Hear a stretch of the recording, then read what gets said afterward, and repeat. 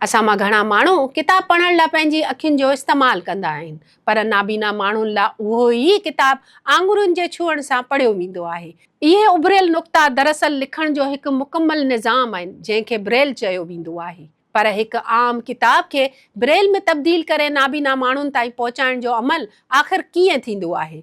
इन जो जवाबु सिंध हुकूमत जे इंतज़ाम हेठि ब्रेल प्रिंटिंग प्रेस में मिले थो, जिते हिकु आम किताब केतिरनि ई मरहलनि मां गुज़रण खां पोइ नाबीना माण्हुनि लाइ पढ़ण लाइक़ बणिजे थो। मुंहिंजो नालो फरमान अली आहे। मां रीजनल डायरेक्टर आहियां department empowerment of person disability Karachi reason.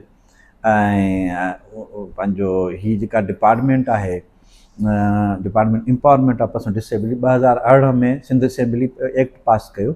इन खां पहिरियां ही स्पेशल एजुकेशन हुई ऐं फेडरल जो डिवाल्ड सिस्टम चयो त उन जा फेडरल जा कुझु इदारा हुआ, कुझु जेको आहे सोशल वेलफेयर जे उणिवीह इदारा सोशल वेलफेयर डिपार्टमेंट जे अंडर कमु करे रहिया हुआ फॉर डिफरेंट रिएबल्ड दोस्तनि लाइ, जंहिंमें रिएबल्ड पंहिंजो काउंसल फॉर डिसेबल्ड पर्सन्स हुई, PCRDP, ऐं उन सां गॾु RCMAC ऐं RCPH इदारा हुआ जेके मुख़्तलिफ़ क़िस्म जी रिहेबिलिटेशन सर्विसिस ॾेई रहिया हुआ डिफरेंट रिएबल्ड दोस्तनि खे। हिन समूरे अमल जी शुरूआति किताब पढ़ण सां थींदी आहे। सिंध टेक्स्ट बुक बोर्ड जो किताब पहिरें ई रीडर खे ॾिनो वेंदो आहे, जेका उनखे पढ़ी टाइपिस्ट खे ॿुधाईंदी आहे।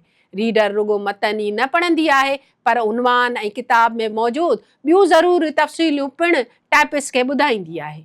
बेसिकली जो इस वक्त मेरा यहाँ पे जो मेरी रिस्पॉन्सिबिलिटीज़ है वो ब्रेल टेक्स्ट बुक है जो हमारे पास सिंध टेक्स्ट बुक को ब्रेल में कन्वर्ट करते हैं, उसमें मैं हेल्प आउट करती हूँ। जो विजुअली हमारे पास बुक है जिसको मैं पढ़ के अपने ट्रांसक्राइब करती हूँ। रीडर जी आवाज़ में ईंदड़ मतन हाणे टाइपिस्ट वटि पहुचंदो आहे।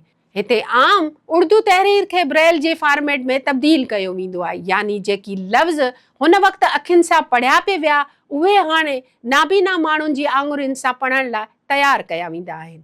मेरा नाम मोहम्मद शकील है और मैं यहाँ पर एज अ ब्रेल कंपोज़र काम कर रहा हूँ। और ये हम जो ब्रेल में कन्वर्ट करते हैं, जो सिंध टेक्स्ट बुक्स होती हैं उनको हम कन्वर्ट करते हैं, तो इसके लिए हम सॉफ्टवेयर यूज़ करते हैं डक्सबरी ब्रेल ट्रांसलेटर। ये सॉफ्टवेयर जिस तरह से वर्ड हम या नोटपैड वर्डपैड हम यूज़ करते हैं आमतौर पर लिखने के लिए, तो ब्रेल में लिखने के लिए या ब्रेल में आम टेक्स्ट को कन्वर्ट करने के लिए हम ये इस्तेमाल करते हैं ब्रेल डक्सबरी ट्रांसलेटर। इसके साथ साथ जैसे आप उसमें सुनेंगे कि आवाज़ भी साथ साथ आ रही है, तो एक ये स्क्रीन रीडर यूज़ हो रहा होता है जॉज या NVDA के नाम से। पर टाइपिंग खां पोइ बि किताब फौरी तौर ते प्रिंटिंग लाइ न वेंदो आहे। उन खां पोइ प्रूफ रीडिंग जो मरहलो ईंदो आहे। प्रूफ रीडर ब्रेल जे सुफ़नि खे आङुरियुनि ज़रिए पढ़े चेक कंदो आहे त किथे को लफ़्ज़, जुमिलो, नुक़्तो ग़लति न थी वियो आहे। ब्रेल में मामूली ग़लती बि कंहिं लफ़्ज़ जो मतिलबु तब्दील करे सघे थी। इन करे प्रूफ रीडिंग इंतहाई अहम मरहलो आहे।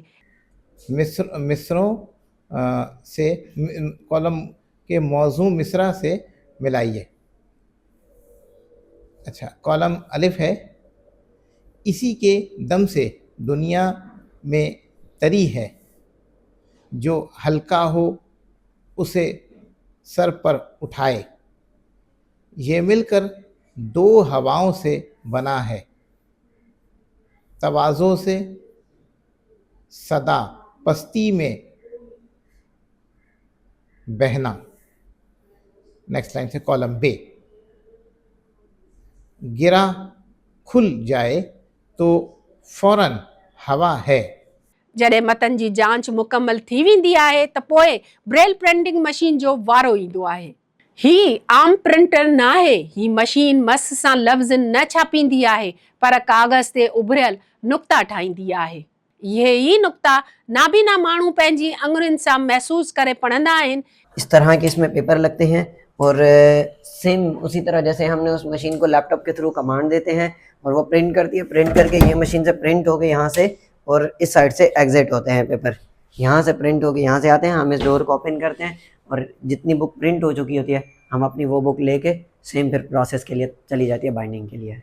प्रिंटिंग खां पोइ सुफ़नि खे तरतीब ॾिनो वेंदो आहे, पोइ बाइंडिंग जे मरहले में गुज़ारियो वेंदो आहे। अहिड़ी तरह हिकु आम किताब केतिरनि ई माण्हुनि जी महिनत ऐं केतिरनि ई मरहलनि मां गुज़रण खां पोइ अहिड़ी किताब में तब्दील थी वेंदी आहे जंहिंखे नाबीना माण्हू पंहिंजी आङुरियुनि ज़रिए पढ़ी सघनि था। हिन समूरे अमल खे मुकमल करण में उन्हनि माण्हुनि जो किरदारु पिणु अहम आहे जेकी पाण ॾिसण खां महरूम आहिनि ऐं हिन प्रेस जे इंतिज़ामी ऐं फ़नी कमनि में हिसो वठी रहिया आहिनि। हिकु आम किताब पढ़ण जे लाइ असां जूं अखियूं ई काफ़ी हूंदियूं आहिनि, पर अखियुनि जे नूर खां महरूम शागिर्दनि जे लाइ इहो ई किताब आङुरियुनि ज़रिए हिकु नई दुनिया में दाख़िल करे थो। ब्रेल प्रिंटिंग प्रेसिंग में मस न पर नुक़्तनि सां जेके आहिनि उहे लफ़्ज़ ठाहिया वञनि था, जंहिंखे शागिर्द जेको आहे उहो पंहिंजे हथनि सां महसूस करे पढ़ी सघे थो। सिंध हुकूमत जी इन जी कोशिश जो मक़सदु इहो ई आहे त जेके अखियुनि खां जो नूर खां जेके शागिर्द आहिनि उहो ही किताब जेको आहे उहो पाण जेको आहे छुही पढ़ी सघनि, सम्झी सघनि, पंहिंजी रफ़्तार सां सिखी सघनि। ये एक ऐसा सॉफ्टवेयर है जो कि नॉर्मल मटेरियल को जो है वो ब्रेल में कन्वर्ट करता है, डॉट्स की सूरत में लेकर आता है। तो ये भी लाइसेंस वर्जन इसका होना चाहिए। अच्छा, उसके बाद जो है फिर हमारी जो है ये ब्रेल मशीनें हैं, यानी जो मशीनें पेपर पर इम्बोज करती हैं वो कहलाते हैं ब्रेल इम्बोजर्स, तो ये भी होने चाहिए। फिर है तीसरी चीज़ है मटेरियल।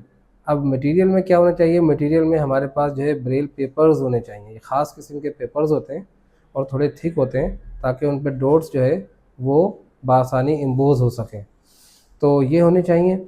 और ब्रेल पेपर्स के साथ साथ जो है ब्रेल बाइंडिंग का हमारे पास मुकम्मल मटेरियल होना चाहिए। और उसके अलावा जो है ब्रेल टाइटल पेज बनाने के लिए और ब्रेल का कवर लगाने के लिए मुकम्मल सामान होना चाहिए।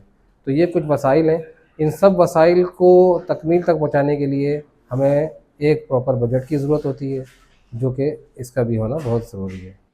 हिकु किताब जी तयारी में reader, typist, proof reader, machine operator ऐं ॿियनि अमले जी महिनत शामिल हूंदी आहे। उहो सिर्फ़ु किताब छापण जो अमल न आहे, पर नाबीना माण्हुनि ताईं तालीम ऐं इल्मु पहुचाइण जी हिकु कोशिश आहे।